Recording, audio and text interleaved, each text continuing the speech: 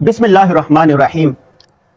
میں فیملی کے ساتھ ابھی گھر پہنچا ہوں اور آیا ہوں ماہانہ خریداری کر کے گروسری چیزیں اور کھانے پینے کی چیزیں اور دیگر چیزیں ہم ہر ماہ کے پہلے ہفتے میں پورے مہینے استعمال ہونے والی چیزیں خریدتے ہیں۔ امتیاز سے خریداری کرتے ہیں، بن ہاشم سے کرتے ہیں اور بڑے سپر اسٹور سے کرتے ہیں۔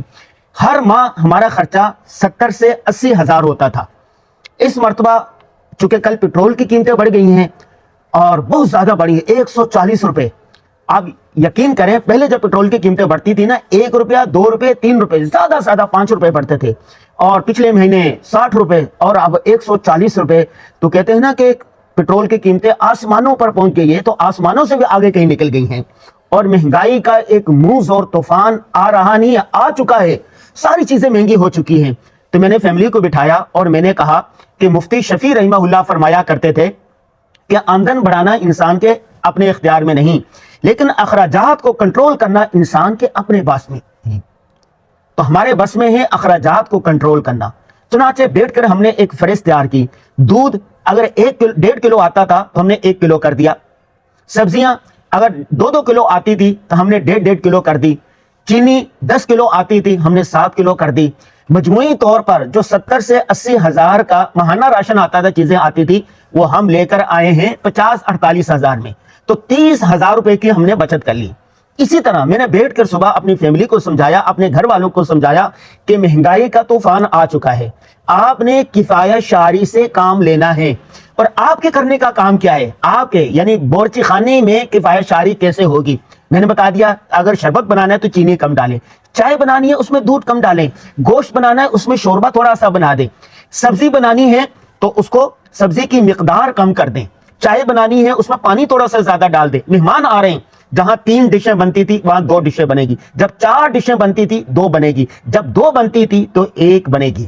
تو اس سے اللہ کی ذات سے امید ہے کہ اخراجات کنٹرول میں ہو جائیں گے۔ جتنی مہنگائی ہوئی ہے اس پر قابو پا لیا جائے گا۔ نمبر 2، میرے پاس 7 سیٹر گاڑی ہے۔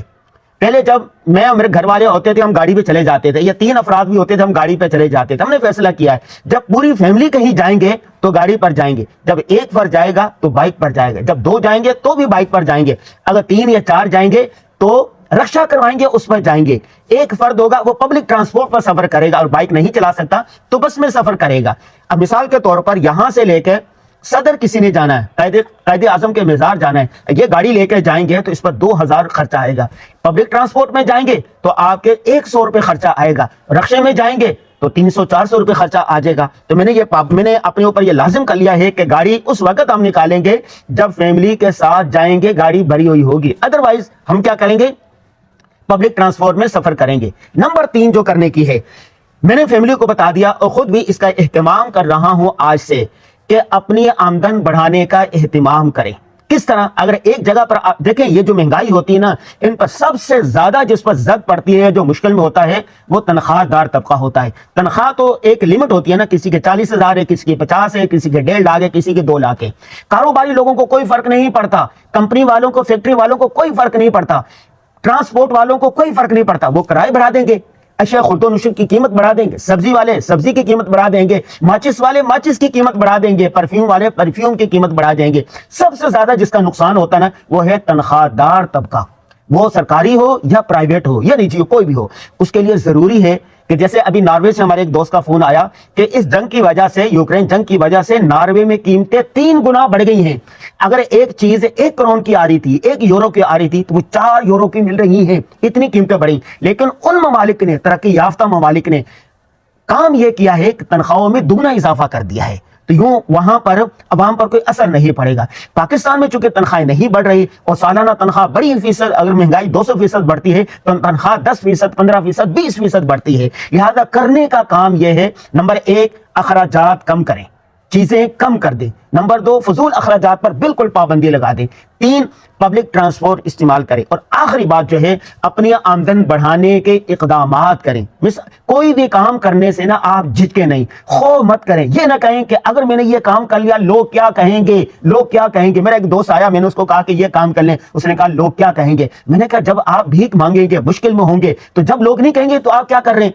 کام ہوتا ہے وہ چھوٹا ہو یا بڑا، تو آپ ایک نوکری کر رہے ہیں، کوشش کریں پارٹ ٹائم میں کوئی چھوٹی موٹی نوکری کر لیں یا کوئی کام کرنے لگ جائے۔ یہ ای کامرس کا دور ہے، آن لائن کا دور ہے، اپنی کوئی نہ کوئی چیزیں بنا کے بیچنے لگے، دکان پہ کام کرنے لگے، چپس بیچنے لگے، فوٹو کاپی کی مشین بنا لیں چھوٹے۔ جب آپ کام تلاش کرنے لگے گا نا، 20 کام آپ کو مل جائیں گے۔ ہم نے ایک کتاب لکھی ہے کامیابی، وہاں پر ہم نے بتایا ہے کہ آپ 5,000 سے اپنا کاروبار اسٹارٹ کر سکتے ہیں۔ اور کئی لوگ ایسے ہیں، میرے معلومات کے مطابق ان سب نے انٹرویو بھی کی ہے، انہوں نے 50,000 سے 20,000 سے 30,000 سے کام کا آغاز کیا، اب الحمدللہ لاکھوں میں ہیں۔ تو مہنگائی کا رونا مت روئیں، رونے سے کیا ہوتا ہے عمل ضروری تکمیل تمنا کے لیے، ورنہ رنگین خیالات سے کیا ہوتا ہے۔ میں کل سے دیکھ رہا ہوں، جب سے پیٹرول کی قیمتیں بڑھی ہیں، حکمرانوں کو گالیاں دی جا رہی ہے، ان کو لعن طعن کیا جا رہا ہے، قیادت کو برا بھلا کہا جا رہا ہے، پاکستان کو برا بھلا کہا جا رہا ہے، سوائے بھڑاس نکالنے کے کچھ نہیں ملے گا۔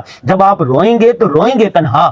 تو آپ نے عملی اقدامات کرنے ہیں، عملی اقدامات آپ نے خود کرنا ہے، آپ خود کر سکتے ہیں، دوسروں کو کہنے سے کچھ نہیں ہوگا۔ تو یہ جتنی باتیں میں نے آپ کو بتائی ہیں بچت کی، یہ قابل عمل باتیں ہیں، قابل تقلید باتیں ہیں۔ میں نے چونکہ اس پر تجربہ کیا ہے، مجھے فائدہ ہوا، تو میں نے کہا یہ ویڈیو میں فوری آپ کو بتا دوں۔ آپ ویڈیو سنیں، اس پر دیے گئے نکات پر آپ عمل کریں، اپنی فیملی کو عمل کروائیں۔ اللہ تبارک و تعالی تمام مسلمانوں کی مشکلات کو دور فرمائے۔